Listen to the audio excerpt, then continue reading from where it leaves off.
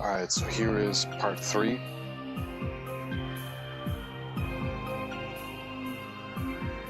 Of a visual retrospective of 3 Metroid Prime games.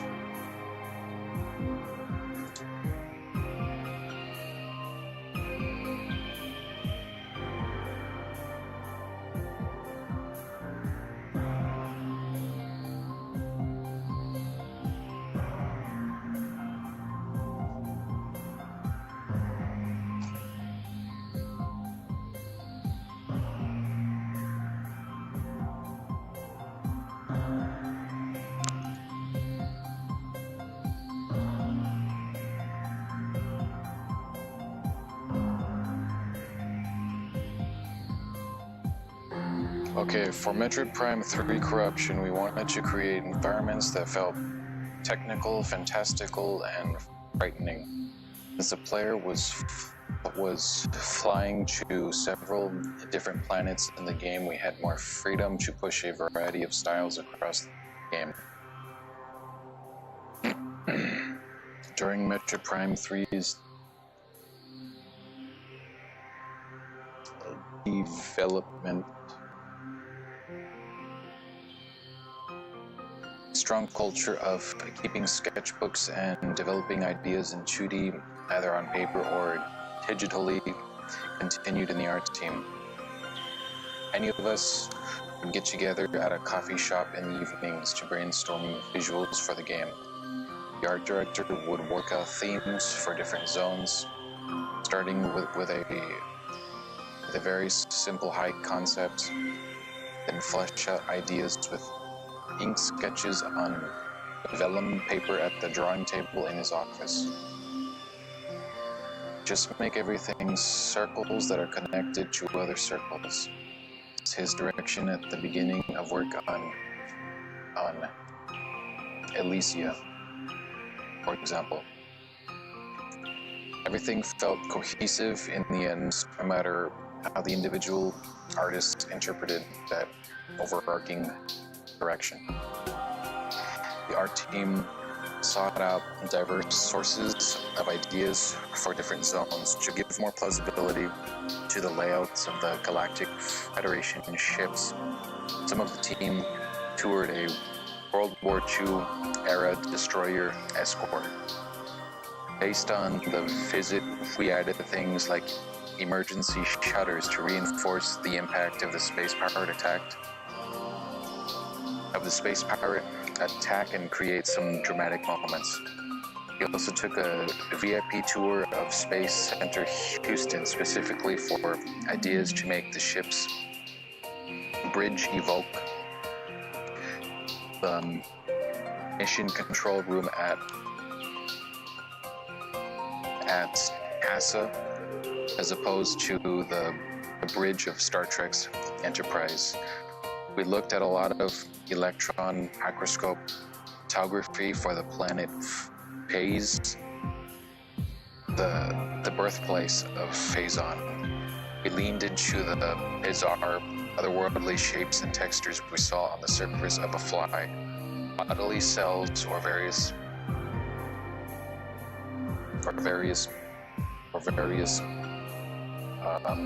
metals. For Bryo, we borrowed influences from reptilian features. Stonework was fashioned using a motif of scales stacked on scales like snakeskin. The grading design also took on the shape language of scales as well as other features of reptilian skin.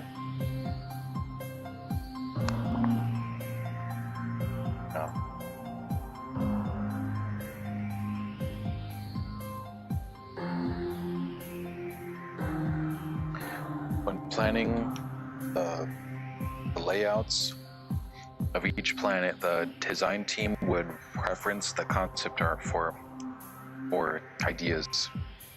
Very often, all the designer they needed to do to conceive gameplay was to study an artist's sketch and visualize how Samus might traverse the environment. Would she jump here? Would she go into morphle mode and roll through there? Was this thing something she could blow up or remove with her grapple beam?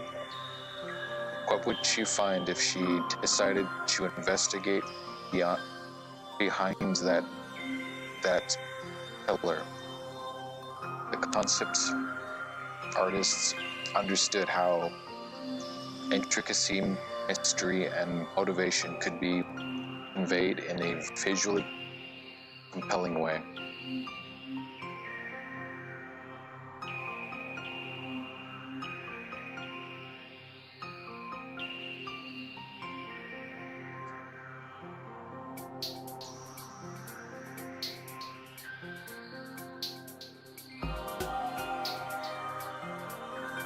The beginning of the Metroid Prime 3 project was far from smooth.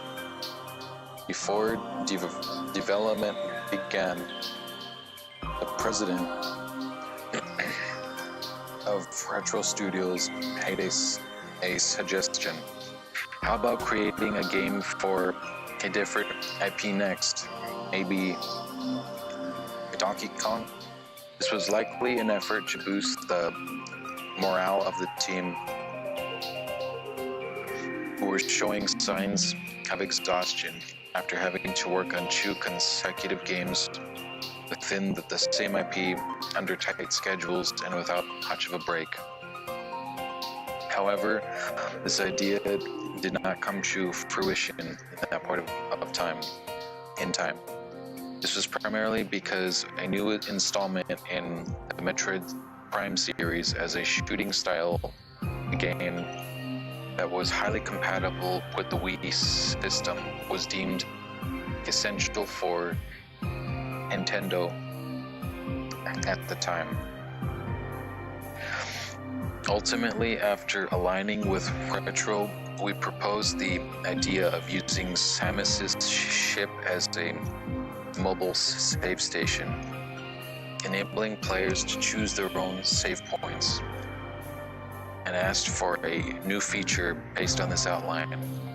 Later, Retro presented us with such a concept, but unfortunately it was not adopted. However, elements from the proposal were incorporated into the game as events where the ship can be remotely controlled. So, whenever it shows producer's note, it's referring to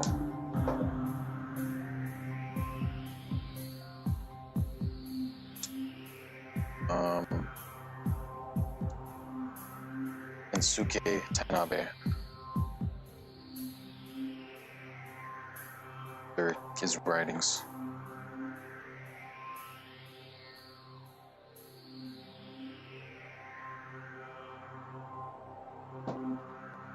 It's too bad this isn't gonna have Metroid Prime Hunters.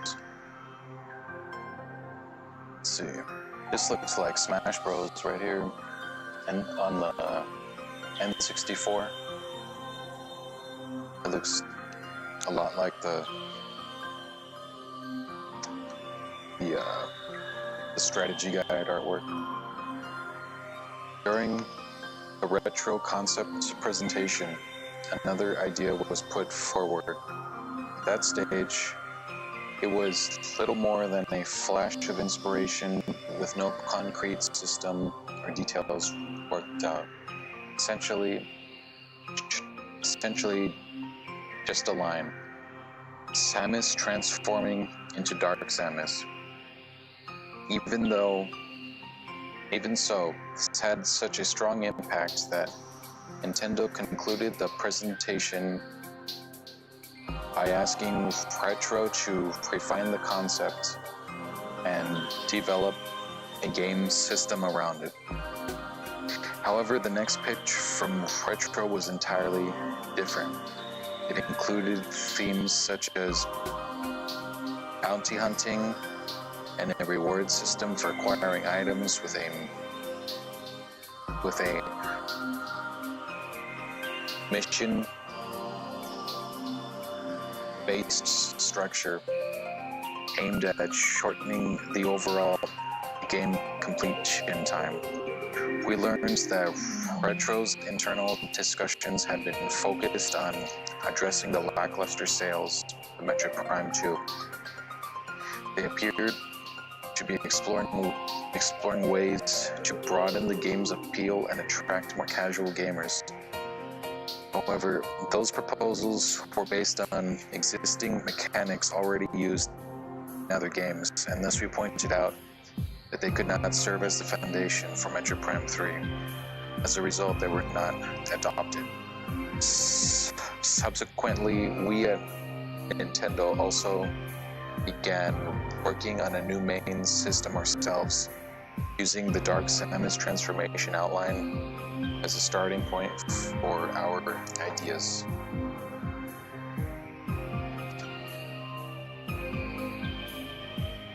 EED suit, a fusion of Samus's Chozo and Galactic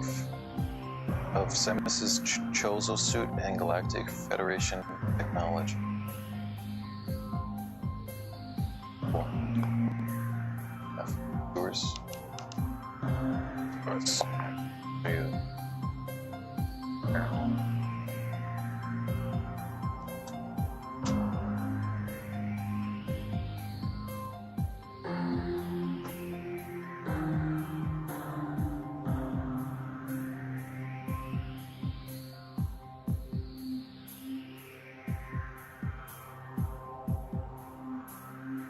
Initially, the concept we proposed involved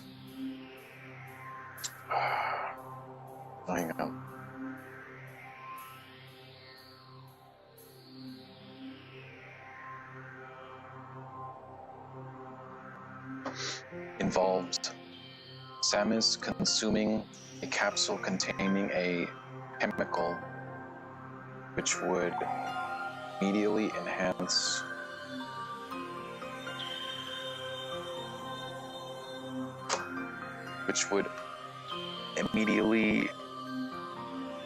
her abilities and lower the game's difficulty. However, this would come with the constant risk of her transforming into Dark Samus. It was designed with the aim of allowing players to decide when to adjust the difficulty at their own discretion. However, after feedback from Retro that the idea of consuming a chemical isn't very elegant, we suggested a more game-oriented system, sacrificing one energy tank temporarily power up, with the danger that exceeding a set time would result in Samus going berserk, transforming into Dark Samus and leading to a game over. Retro then refined this concept into what became the hyper mode system. Even then, it was difficult to gain Retro's full approval, as they continued to feel that the system was too complex. They finally accepted the concept when we added a rule enabling players to cancel hyper mode at any time within 30 seconds. The turning point came when testers were observed using the first 30 seconds of hyper mode, and not for offense, but as a defensive strategy.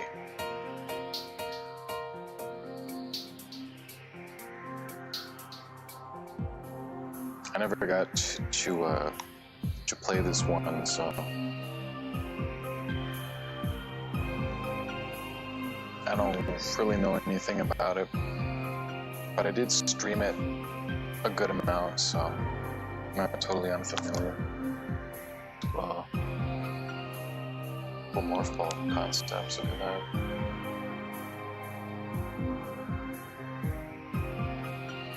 The opening sequence of Metroid Prime 3 begins with a series of conversations. As requested by Retro, their aim was to portray Samus's character during her interactions with Galactic Federation personnel, which led to the game starting with Zero Suit Samus.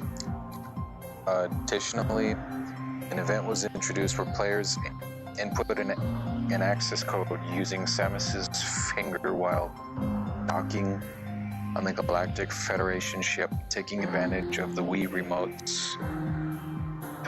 Remote controller's features. When I reviewed the build, I had the idea to include a hidden code that when entered would allow players to hear messages from the late Esther Iwata and Esther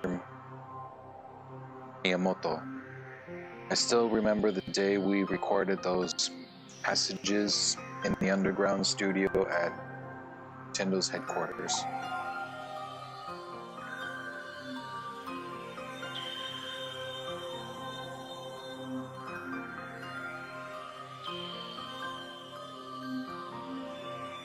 The arm cannon and the grapple beam, gunship. The gunship is also a fusion of Chozo and Federation technology.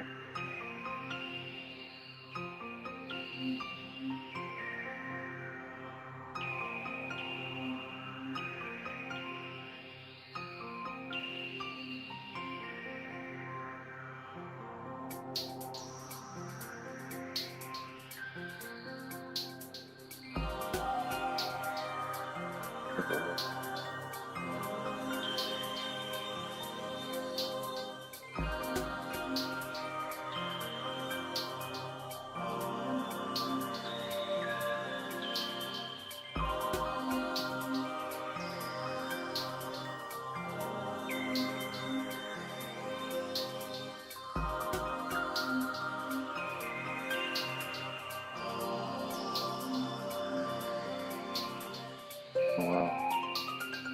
Cavalry Mount. Space Pirates. There's a space pirate up here, riding it like a horse.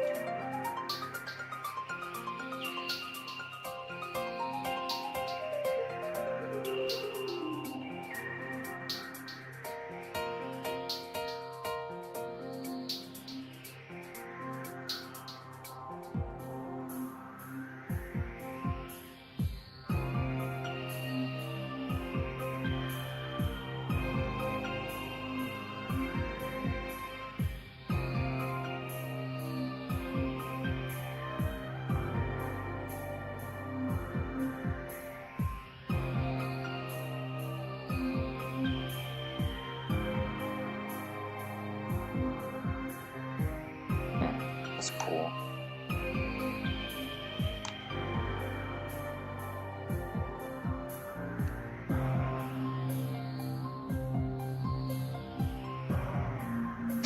In Metroid Prime 3, a system was introduced that allowed interplanetary travel via Samus's ship.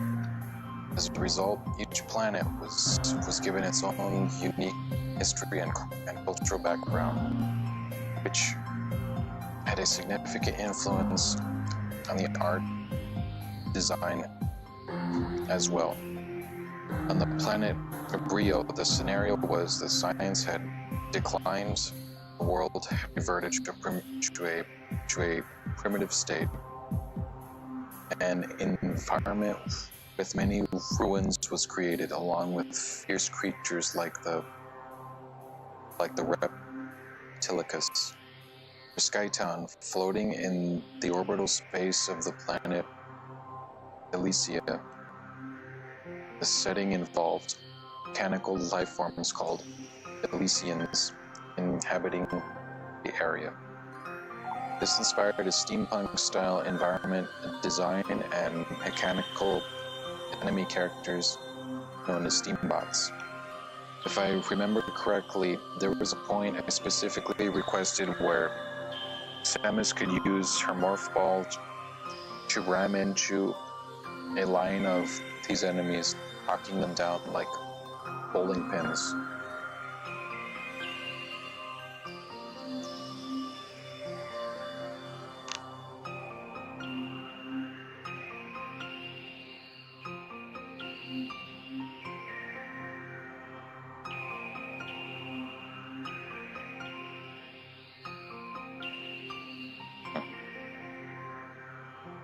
It's cool.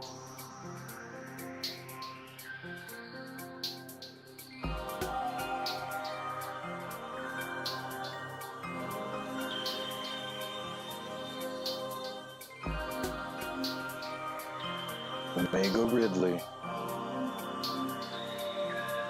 Back at it again.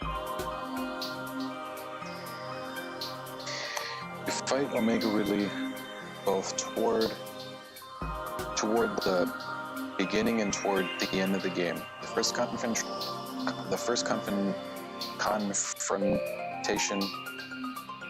at the Galactic Federation base on Norian, where you battle while falling through a pipe-like structure, left a particularly strong impression.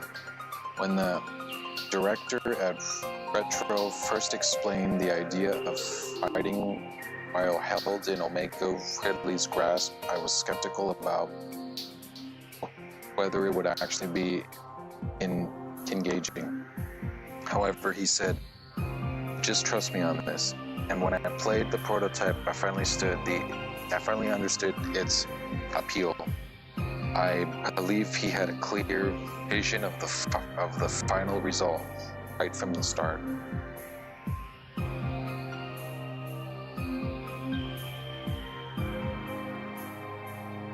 Wow. This looks like a Promethean from 343's Halo games, but the stance is like a Yu-Gi-Oh! Card monster. Here's some more concepts. This one at the bottom. It's cool, like an alligator kind of. It's the storyboards.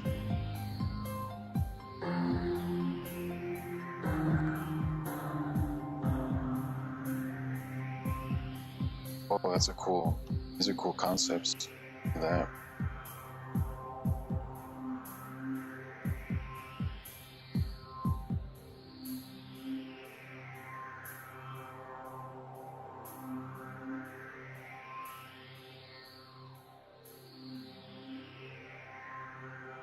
And over here.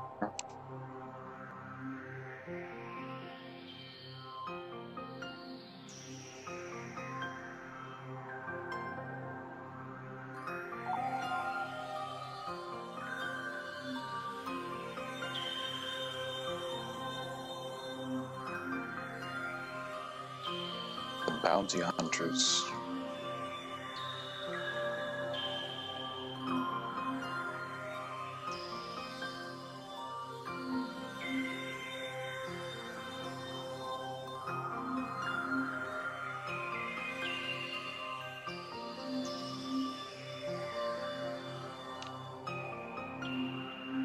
Oh, there you go. Check this out. In the mid-2000s, alongside the development of Metroid Prime 3, Metroid Prime Hunters was also being produced at Nintendo Software Technology. For both titles, we asked the development teams to include bounty hunters other than Samus. The goal was to lay the groundwork for expanding the Metroid universe. The bounty hunters featured in Metroid Prime Hunters were designed primarily as multiplayer characters. By contrast, since the bounty hunters in Metroid Prime 3 were not playable, we gave Retro greater freedom in crafting 3 of them for the game. One of these hunters, Rundas, possesses the ability to generate ice, which he uses both for attacks and to coast through the air like a surfer. These abilities, along with his appearance, were Retro's ideas. I don't quite remember how Rundas's English dialogue was written, but when working on his Japanese lines, I consciously portrayed him as a cheerful and likable young man. By making players face the necessity of defeating him, I wanted them to experience emotions that went beyond a simple defeat the enemy mindset.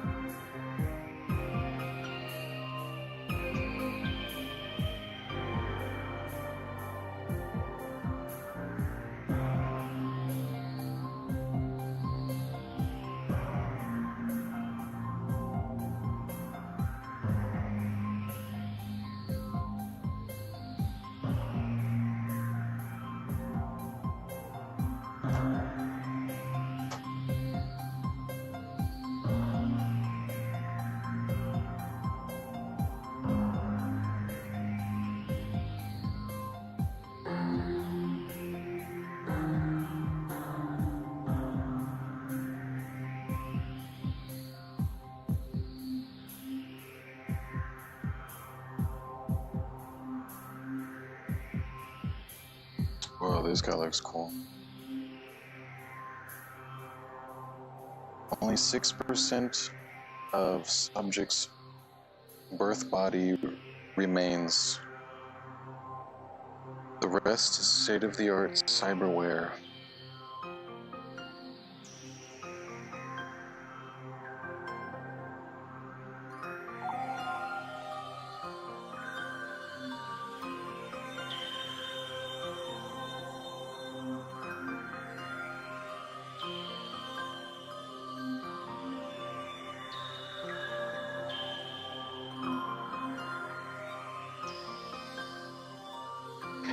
As for Gore, we designed this character as having 2 contrasting personas.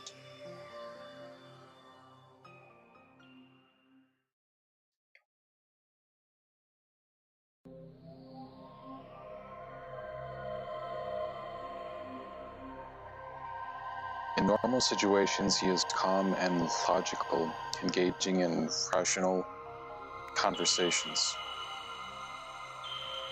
However, when he gets into his armor suit, he transforms into a powerful and aggressive individual with rash behavior. His significant personality trait, Gap, became one of his defining traits. In the boss battle against Gore, he focuses on showcasing his raw power with a primary emphasis on charging attacks. To heighten the anticipation of these rush assaults, the central area of the arena was turned into a damage zone, limiting the safe movement space for the player. Players experienced the tension of anticipating the charge and the exhilaration of gracefully dodging it, rather than simply running away. Then the design hit its mark.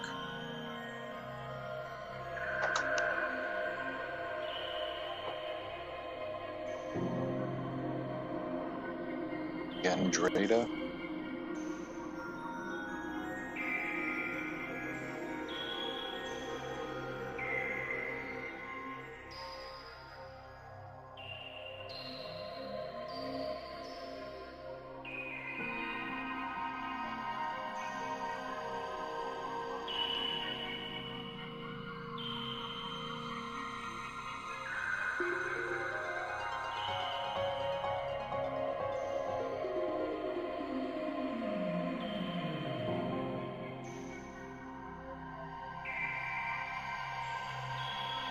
Gendrada's transformation ability was an idea from Retro.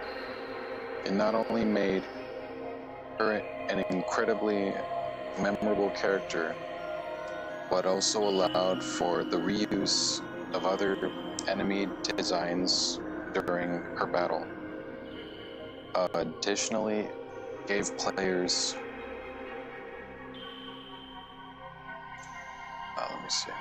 the unique experience of fighting against Samus herself, making Gendrada a truly one-of-a-kind boss character. In the Japanese version, her dialogue was crafted to give off a lighthearted and free-spirited vibe. When designing the battle, we decided Gendrada would assume the battle mechanics of the character she's transformed into, but we wanted to add something distinctive to Gendrada herself. So I suggested, how about making her move like a gymnast? She could jump around in a rhythmic, brisk manner, performing aerial spins and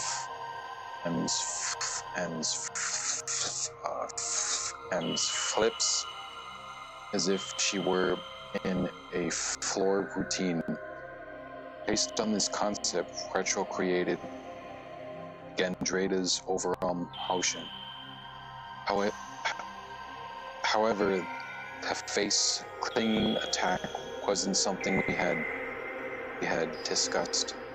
So I remember being a bit surprised when I first experienced it.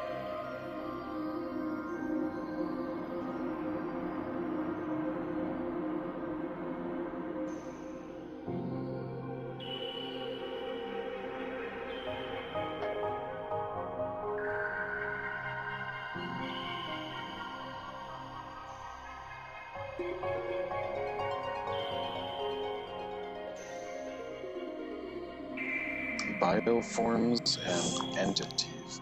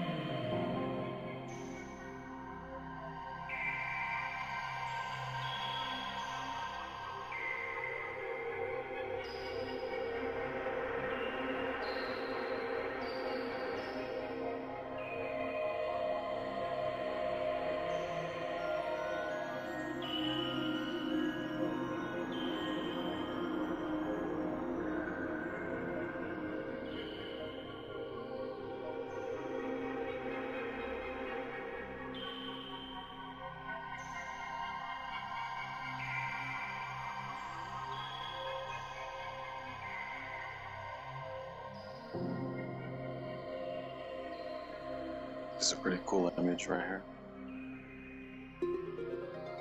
That'd be a cool poster. Some gigantic holographic lenticular poster.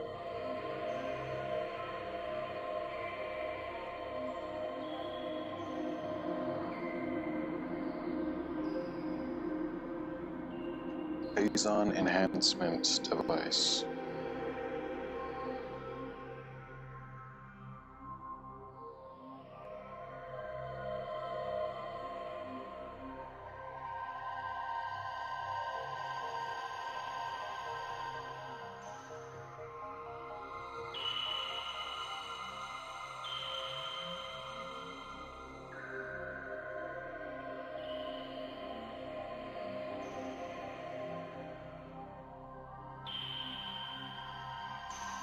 Whoa, this is cool.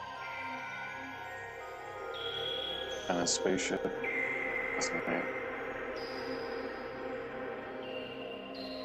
It's a cool design. Unique.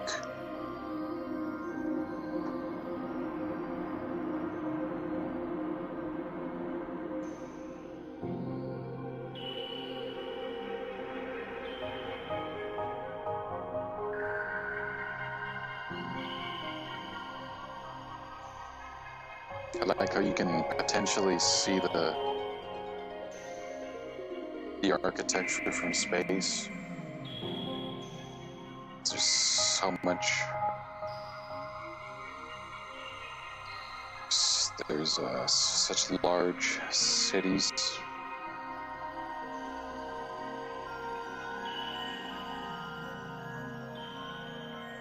A sophisticated terraforming project designed by Aurora Unit 46.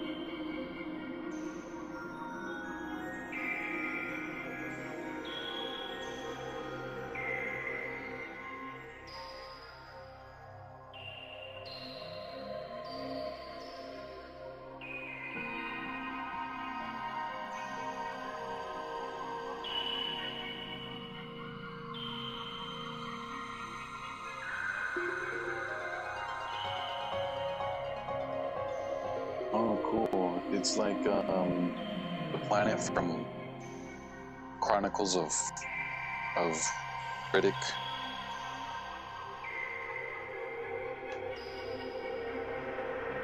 That was a cool movie.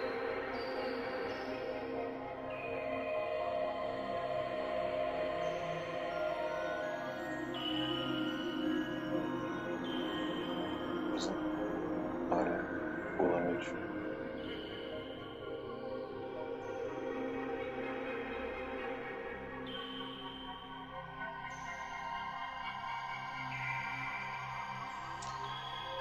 Planet Rio is entirely the creation of Retro.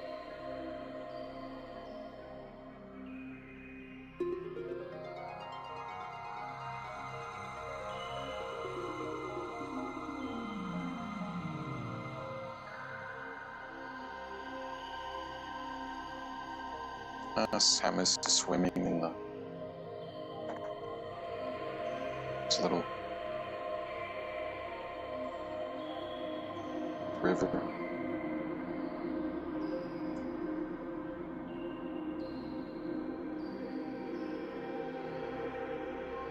Oh, the pirate homeworld.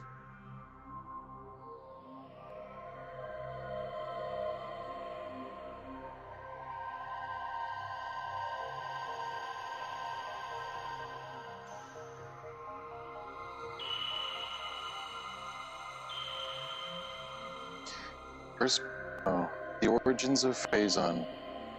Dark Samus's grand plan for galactic domination using Leviathans and Aurora units, and the epic story and settings visited in Metroid Prime 3 were all created by Retro. The first presentation of the full concept was not held at Retro's headquarters in Austin, nor at Nintendo's office in Kyoto, but at Nintendo of America's office in Seattle. At the time, I was supervising multiple titles from overseas developers simultaneously. On this occasion, I was visiting Nintendo Software Technology nearby, and due to scheduling constraints, the only option was to have Retro come to Seattle. In the end, I still couldn't participate in the follow-up meetings full-time, but based on discussions between Retro and the assistant producers on my team, I remember that we were able to craft a plot befitting the conclusion of the trilogy. The Phazon narrative arc reaches its conclusion in Metroid Prime 3. but the series will continue. Retro and our team at Nintendo will keep working together to the best of our ability to bring new stories for the fans to enjoy.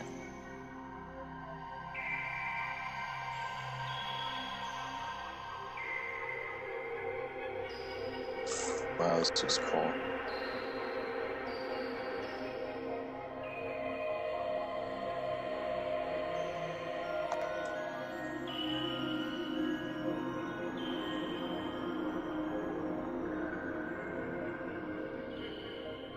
Metroid Prime.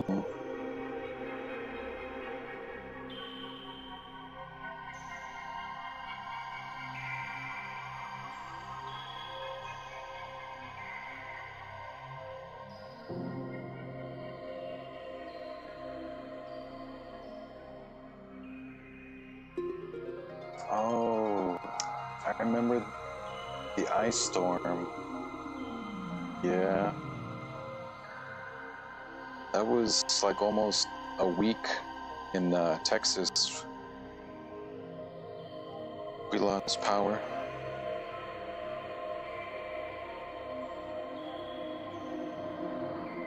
And I remember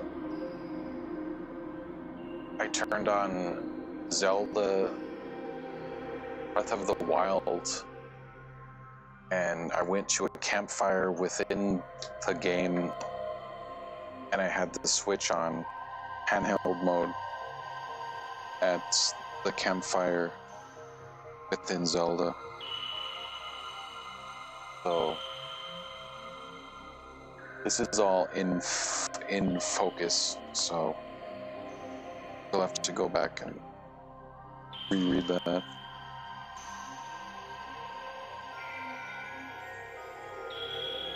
In the fall of 2014. Okay, so 2018 was when they started.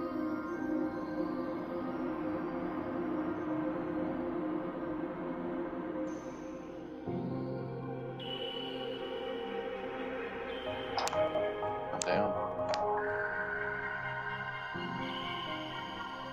Messed that up. Greasy Hot Pockets, I guess.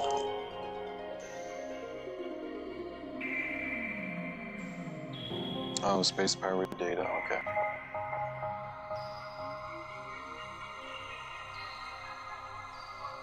Space Pirate Data.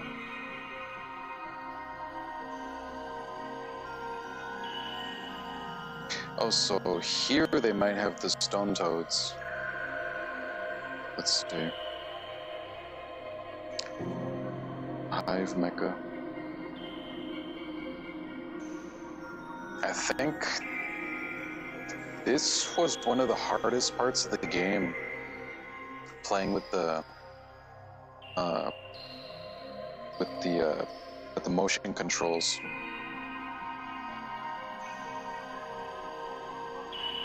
Oh wow, it's pretty cool.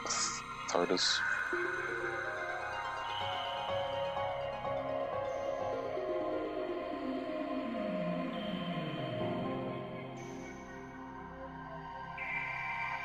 Oh, put that on. Okay. Just in case. Yeah. Meta Ridley.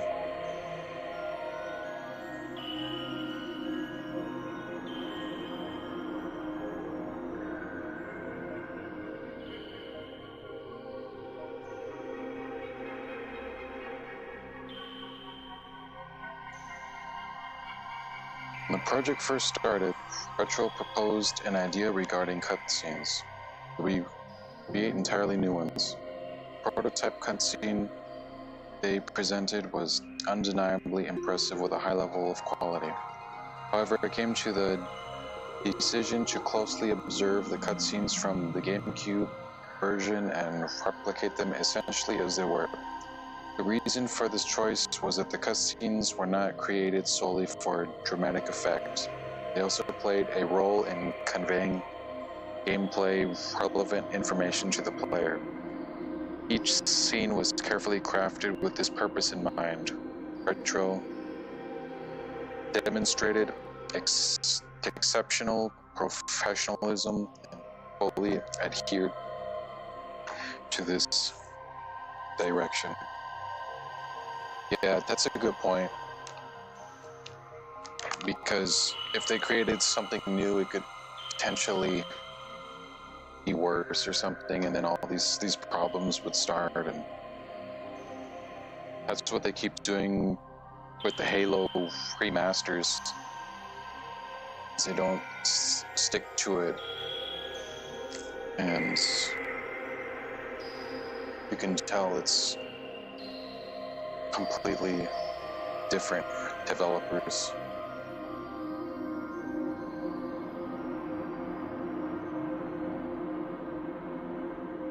Fire the beetle. Was that Toad? Is that Toad? It's coming up. I think it's. Oh yeah, this is a really nice picture. You can see the glow of this door right there. That's really cool. Oculus. Puddle spore.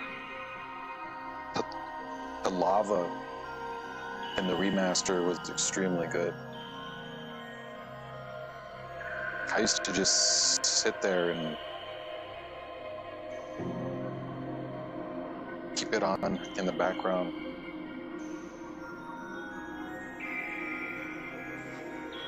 Where Shingleth.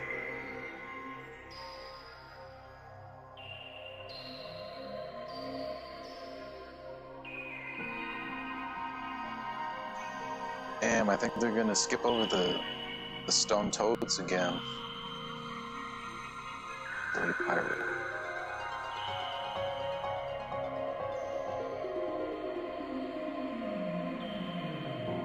Yeah, the Hunter Metroid, that's what I thought. Because these things aren't the same, so.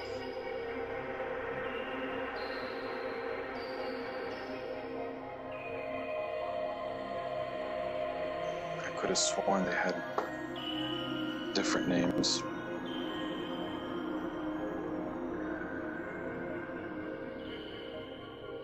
The concept for Metroid Prime Remastered was already established when we took on the project. The idea was to make absolutely no changes to the gameplay, but to completely rebuild the game for Nintendo Switch rather than porting it. This meant that all art assets had to be recreated from scratch to take full advantage of the Switch's hardware specifications. I believe that the fans who have played the game can clearly see how this approach led to remarkably effective results.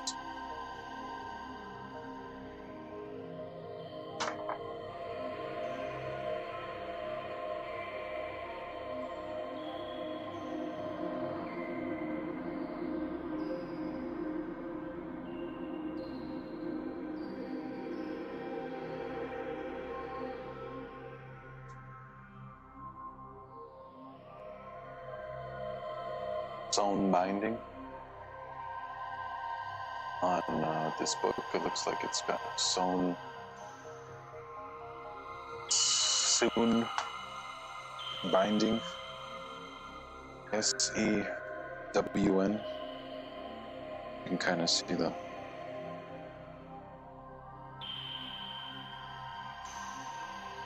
or oh yeah, the music.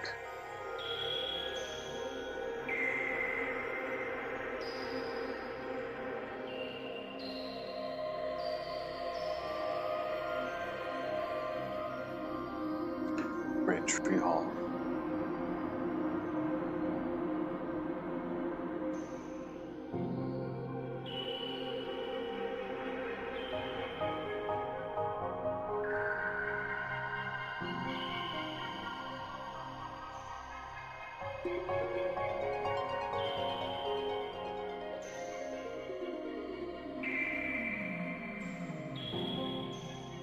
She is asserting dominance.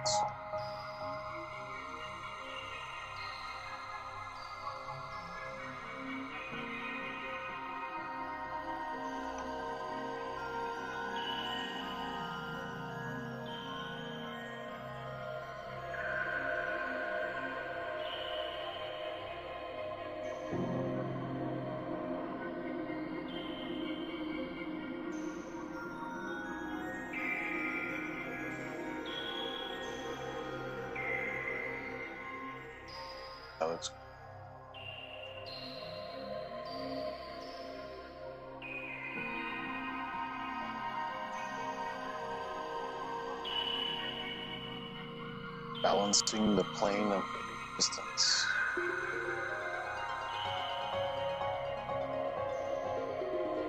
Probably supposed to be that one.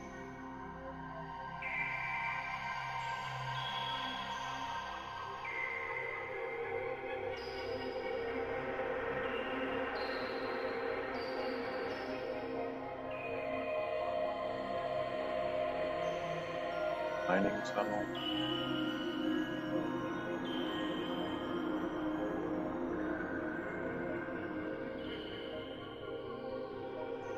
Packed crater.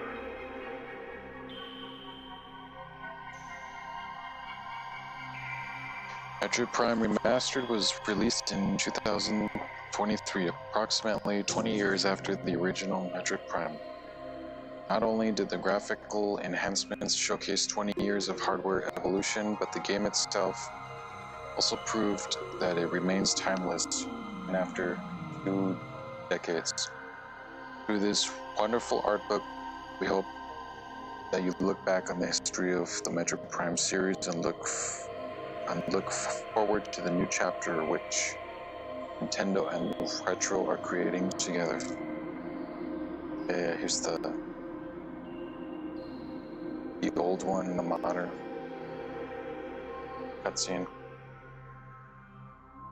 That's it. So they have keywords, but no stone toads. Damn. This art book was not huggish.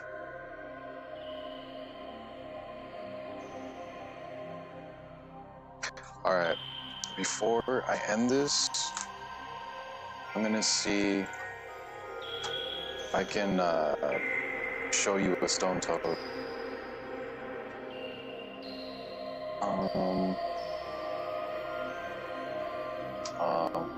No, I don't think so, actually. Well, from my own recordings, I won't be able to. But I can search engine it real quick.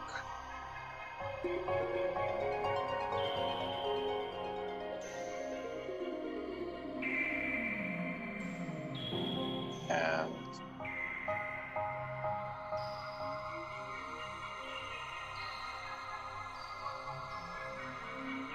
let's see.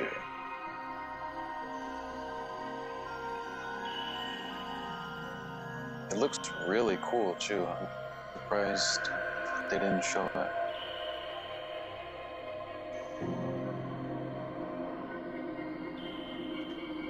This is where you get the morph ball bomb,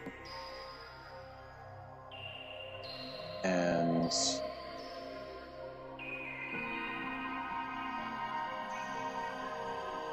have to allow it to bite you first, to grab you, and then blow it up. So here's the original concept art from the first Prime. It actually looks pretty cool right there.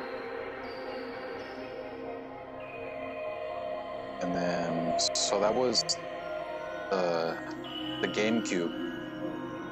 And then the remastered concept art was this one. It's not particularly froggish, especially since it looks like it only has 2 legs. But it is called the Stone Toad, so. And then here's the remastered scan from the in-game logbook. And then here's the classic GameCube visor scan.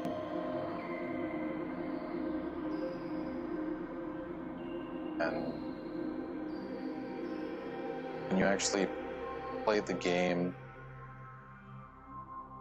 it's what it looks like.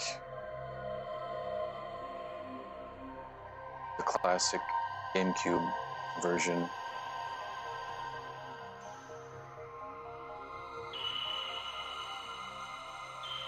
Yeah, Stone Toad.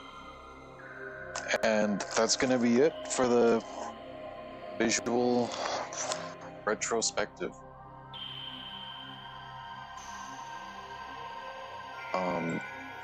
Thanks for tuning in. I'm gonna try to stream Prime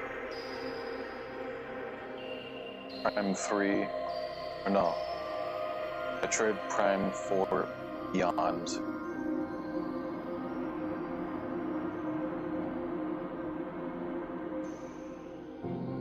On this channel. Get back into streaming since Destiny 2 is dead. So yeah, that's gonna be it.